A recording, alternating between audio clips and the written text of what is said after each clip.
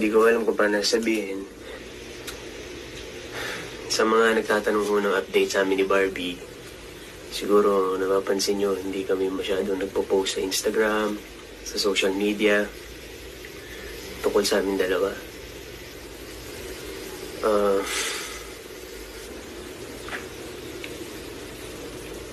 Hindi ko alam kung paano sabihin.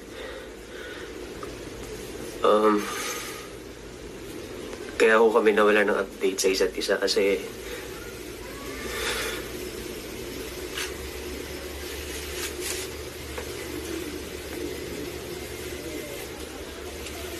hindi ko alam kung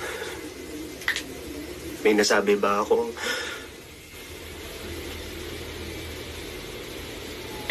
Sorry guys.